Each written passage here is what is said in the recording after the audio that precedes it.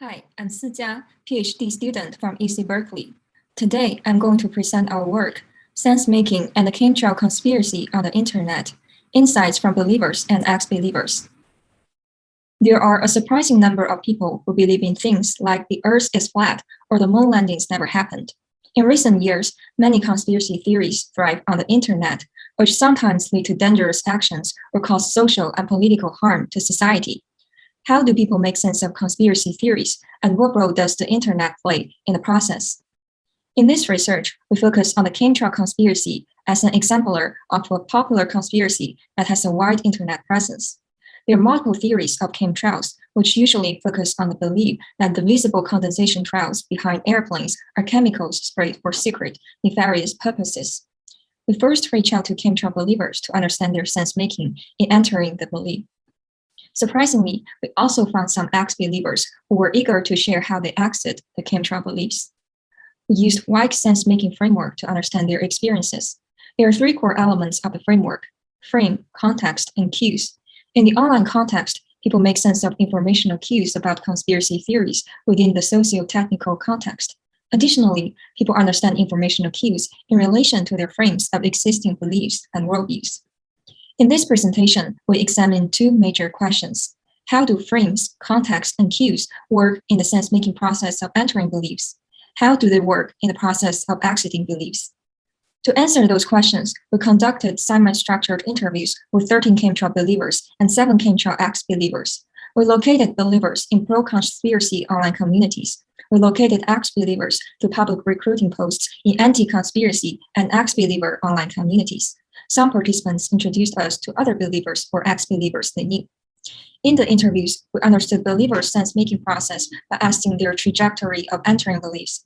For ex-believers, we first interviewed them about their experiences as past believers. Then we asked about their process of exiting beliefs. We start with the sense-making of entering beliefs. Many believers describe common frames that influence their sense-making about the chemtrail conspiracy. Chemtrails are described as a form of poisonous chemicals. We find that some believers blamed chemtrails for their health issues or environmental problems. For example, before belief, there was a direct relationship between chemtrails and his symptoms. Similarly, participants who have a distrust of government would think that the government is willing to spray chemtrails for their own benefit. Besides, many believers believe in more than one conspiracy and even form a conspiratorial worldview. As E6 reflected, the conspiratorial worldview caused her to adopt new conspiracies easily without much evidence. Next, we discuss the role of context and cues in the sense-making process as individuals become believers. We find that the pro-conspiracy information accumulates through a socio-technical process. For example, while search and recommendation algorithms curate pro-conspiracy information, believers also share informational cues repetitively across platforms to look for affirmation of their beliefs. As E7 reflected, the pro-chemtrail information could be extremely repetitive, yet the quality of repetitive information also makes it appear abundant. The social interactions further narrow down believers' information diet. Believers mostly accept information from a trusted network of believers. They alienate themselves from people who have different opinions and can dismiss information from them without carefully reading. Also, since the chemtrail conspiracy and related beliefs are sometimes unique knowledge not accepted by the mainstream, exploring conspiracies with other believers provide a sense of entertainment, uniqueness, and social approval. Even when some believers are not necessarily interested in the truth of chemtrails, those incentives make them stay and participate, thus being exposed to more convincing narratives. We find that many believers like B2 actually do not think they have found the final revealing piece of evidence of chemtrails. However, they still adopt the conspiracy because of the abundance of pro-chemtrail information they've seen.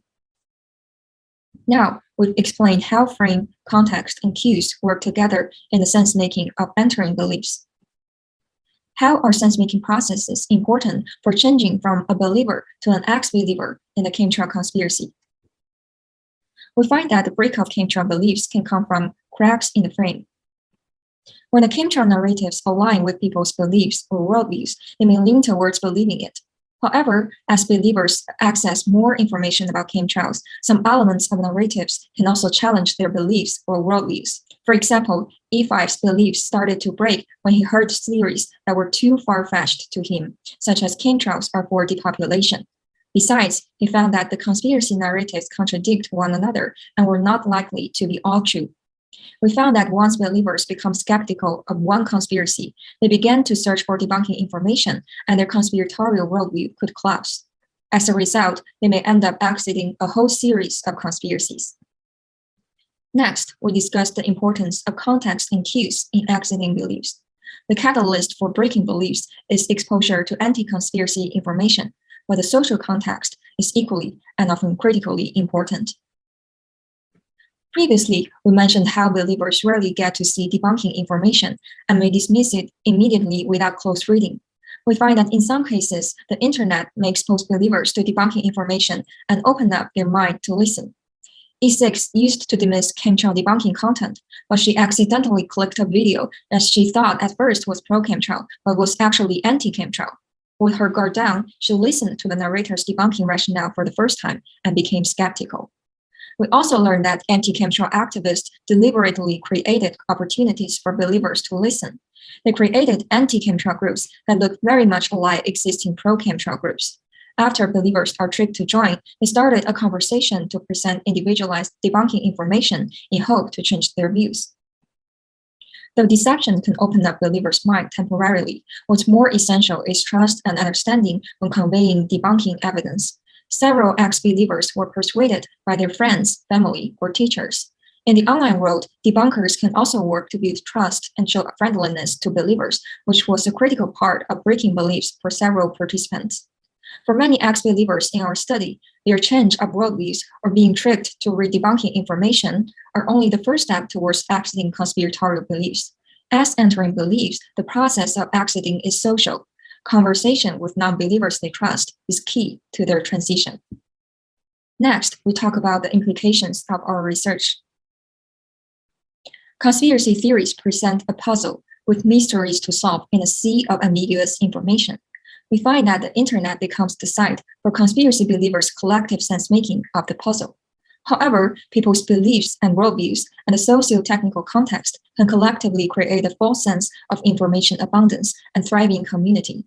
Importantly, the internet may inadvertently trap believers in a perpetual state of ambiguity. Does the internet help people find the truth of chemtrails?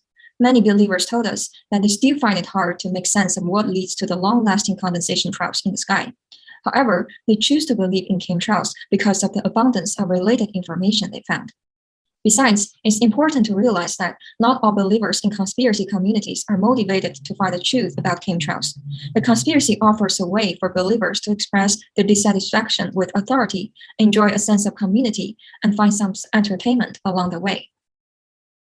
The socio-technical process of entering beliefs also creates challenges in debunking conspiracies. Current research on debunking false conspiracy theories and misinformation emphasizes the importance of exposure to counter-narratives. In our research, we find that believers rarely see debunking information and may dismiss it without close interpretation. Even when some are aware of counter-narratives, they still adopt the conspiracy because of the sheer amount of pro-conspiracy information they perceive compared to anti-conspiracy information. Our findings suggest that debunking information doesn't work alone in order to be effective. Rather, context in which counter-evidence is conveyed plays an important role in the sense-making process. Believers are exposed to debunking information when recommendation algorithms or search functions lead them to debunking information. They also let their guard down when non-believers build trust and understandings with them. We believe that one fruitful approach to productively challenge beliefs may be to build understanding and trust before conveying counter-evidence. Just as some friendly debunkers were able to build connections with believers, addressing the issues of false conspiracy theories may require us to see our similarities and common concerns instead of focusing solely on our differences in beliefs. Another important way to address the reinforcement of conspiracy theories is to actively work to enhance the social translucence of online platforms that host these interactions. Our findings show that believers often have little awareness about the existence of their own echo chambers within online conspiracy groups. Thus, it is important to make visible the informational processes and interpretations of online systems, such as unpacking the opaque algorithms. It is equally important to make visible the online social relationships, such as visualizing social networks and online social groups. That's all for the talk. Thank you.